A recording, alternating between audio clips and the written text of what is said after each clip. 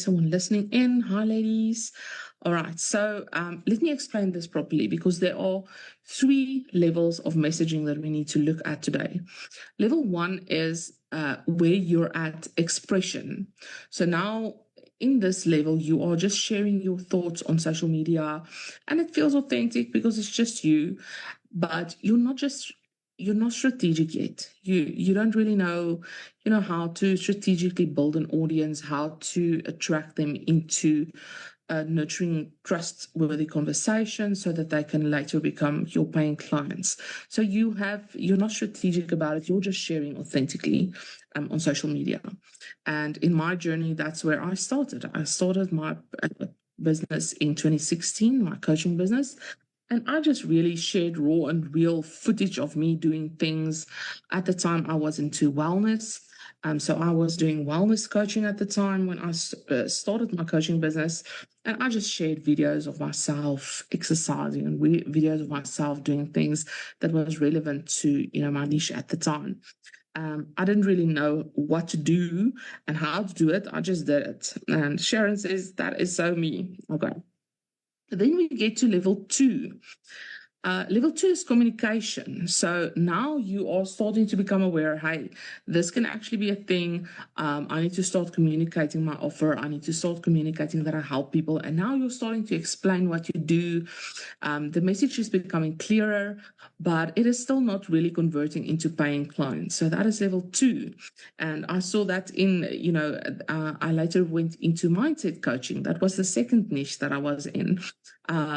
Where I started to explain what I did, and I was talking a lot about the transformation that I created for my clients, but it was still not converting into paying clients really. And then we move over to level three, where we are doing conversion messaging.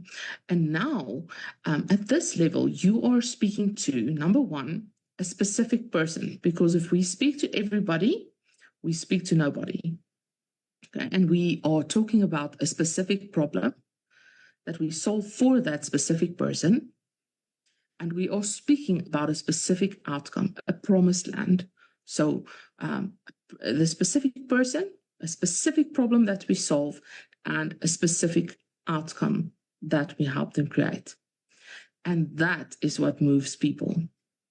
So if you don't have in your mind a picture or even a face of the ideal person that you want to work with, if you don't have a specific problem that you solve, that you are not a generalist, you are a specialist at what you're solving, and you don't have like this promised land that you say, I take you from point A to point C over the bridge with the crocodiles and all the issues and the problems, and I help you solve those problems one by one so that you can reach the promised land safely, then your messaging is not conversion worthy. So most women stay in level one because, we just don't know. And we wonder why nothing happens. So, and the thing is, we're not fixing all of this just with more effort. We are fixing it with knowing what to do, with precision. And that's what we're going to unpack today. All right. So if you have a notebook, I want you to grab your notebook because we are going to go through a few things that we need to fix for this problem to be solved. And the first thing we need to look at is our clarity. So, our brains are wired to ignore any confusion. So when you're reading stuff on social media, and you can see for yourself when you're scrolling through social media, you're scrolling with your thumb until something hits, and then you stop and you listen, or you stop and you read and you take notice. So when someone posts something, and it's really just vague, you can see it's something that's not really relevant to you. You're just going to keep scrolling. But when they call you out, when I say, hey, Christian female entrepreneurs or faith-based female founders or Christian women entrepreneurs, immediately you start paying attention because now I'm speaking to the exact person. And when I talk about the specific problem that's been on your mind and you've been struggling with getting leads and you don't know how to convert them into paying clients, you've been making content, but like you feel like it's just a content factory and it's not doing anything, you're not getting anywhere with it. Now when I'm writing about the problem that you are having in your mind and you're dreaming about and you're struggling through, and I show you steps to overcome that, obviously you're going to stop the scroll and you're going to say, hey, wait a minute, here's something that could solve my problem. Let me read that. Let me go and check that out. Okay. So our brains is wired to ignore confusion. When the message is vague, the brain rejects it instantly. So let's say you say online, I help women step into their power. Now that sounds very nice, but it means nothing, because if you help women, there's such a diversity of women. There are Christian women, there are Muslim women, there are women between 30 and 60, there are women who are in their 20s, there are women in their 80s. And each of these, let's say, age groups or religious groups or people groups. I know Sharon works in real estate. Shanika works in wellness. Hi, Shanika. Kingdom blessings, Yana. Thank you, Shanika, and same to you as well. So each of us work in our own niches. And if we just talk to women, I don't know. If I read a post about women, I'd probably not look at it. But if they say, hey, homeschool mama, I'm going to pay attention because I'm a homeschool mama. So I'm going to pay attention to what they're trying to say to me right here. So if I just say I help women step into their power, what does it mean to step into your power? Does it mean step into your power in your body? Does it mean step into your power spiritually? Does it mean step into your financial power? What does it mean to step into your power? That is too vague. That is too general. You're speaking to everyone, and that means you're speaking to nobody. So clear messaging sounds more like, hey, I help Christian coaches to attract qualified clients consistently without compromising their values. Ooh, now I'm speaking to Christian coaches. I'm speaking about people who want to attract qualified clients without compromising their values. Ooh, this sounds like me. Okay, now I'm going to pay attention to your post. Okay, so now the brain begins to process it. And if you've ever read the book, what is that book called, where they're talking about your mind having a reticular activating system? And they explain it this way. They say, okay, close your eyes, and I want you to do this exercise with me. Close your eyes and just name everything in your environment that is red. And you think, oh my goodness, what did I see today? Okay, my Pritz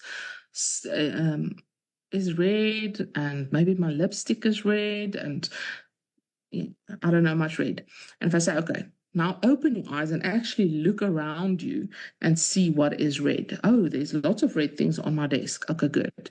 Okay, so now my brain, instead of just thinking about the one or two things it saw, we are priming our brain, and our brain is being told what to pay attention to. Now you are seeing all the red things in your surroundings. And that is what the reticular activating system does. So if we tell the brain what to focus on, then the brain hooks onto that and it pays attention. And that's what we're doing. Okay.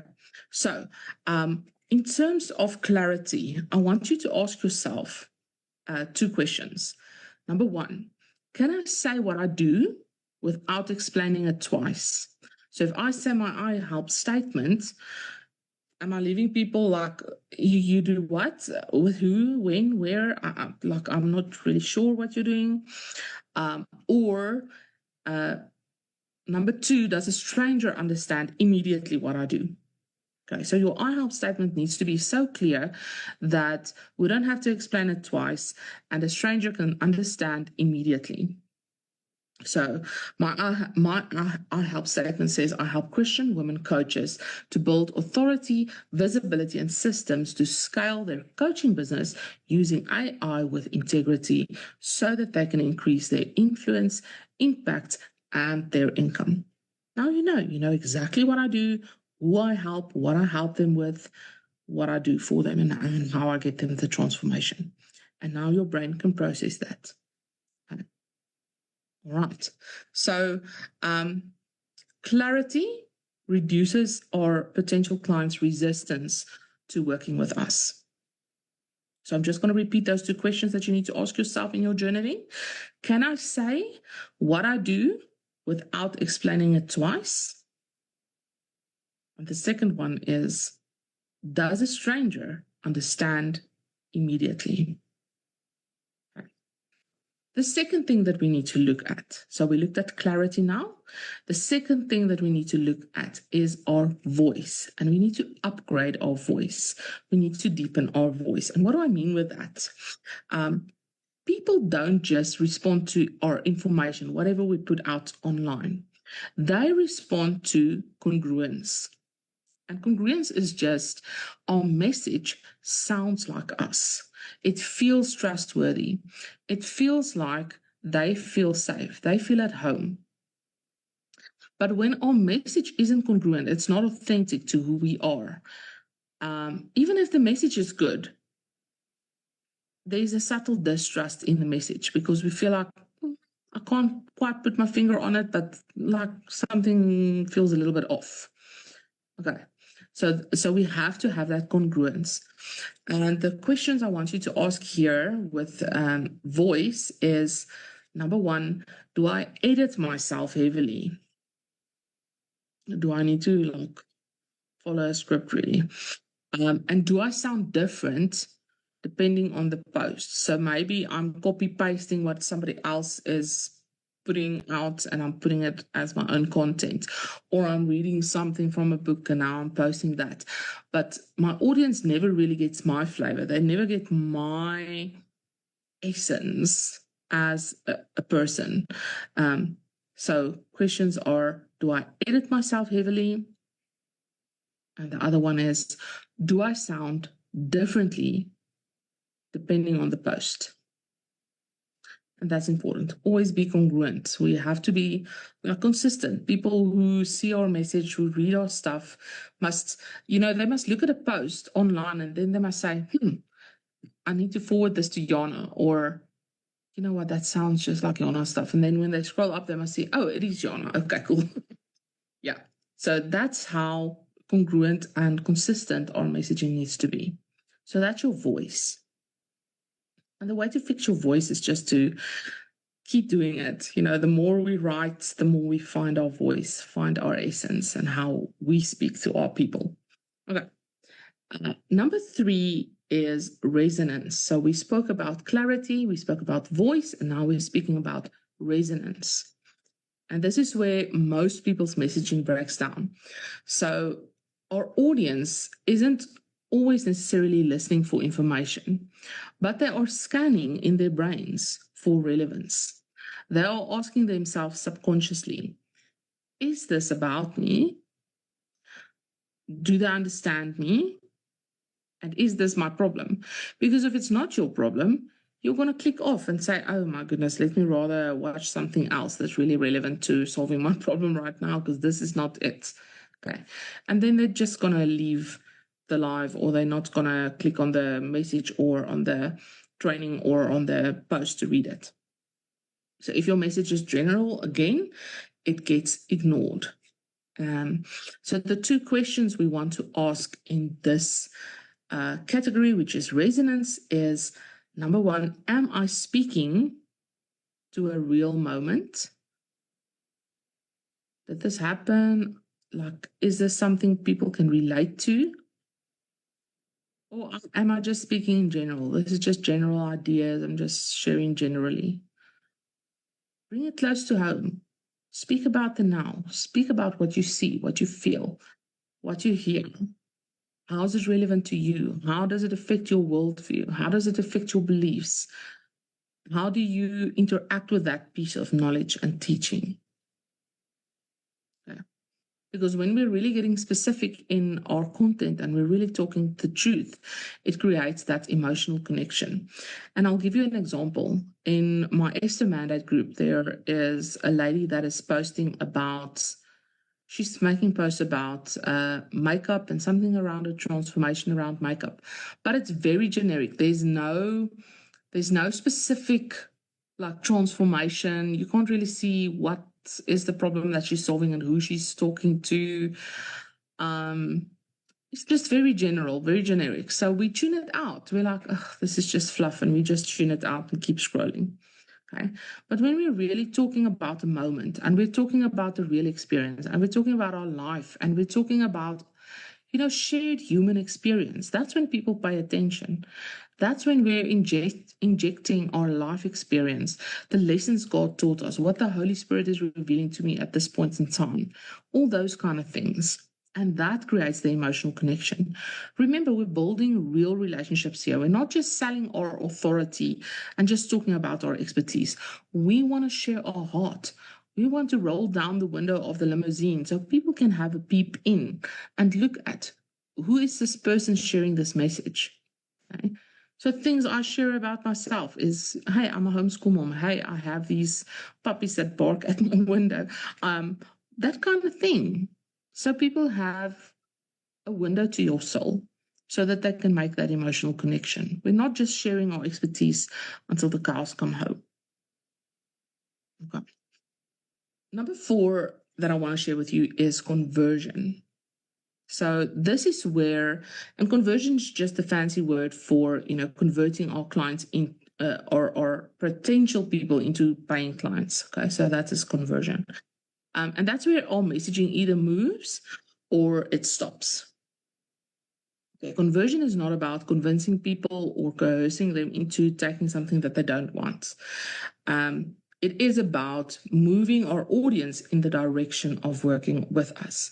So if we are writing messages online and it's just about inspiration, and I know that's how I started as well. I shared inspirational posts, I shared quotes, I shared, thoughts that were inspirational that I was thinking about that made me feel inspired. And people were clapping, and I had these cheerleaders in my audience, and they were all like, oh no, you're amazing. You're this awesome person, and you motivate me so much, and you give me hope, and all these things. But they never really converted into clients. Okay. So conversion isn't about convincing, it is about direction. If your message ends in inspiration, people feel good, but they still don't act. But if our message ends in direction, people know what they need to do next, how they can move to get this transformation for themselves. Where do they need to go? What do they need to click on? What can they register for? Can they join the Facebook group? Can they join the workshop? Okay. So the 2 questions I want you to ask in this category, the conversion category, is, do I clearly guide people? Or do I just share? Because if we're just sharing and you're just sharing all these posts all the time, there's never a call to action. People get bored because, like, what are you on about and where are you taking me? If you're taking me nowhere, why am I spending my energy on reading your posts, listening to your lives or your reels? You're just putting out content, but you're never taking me anywhere. It is like a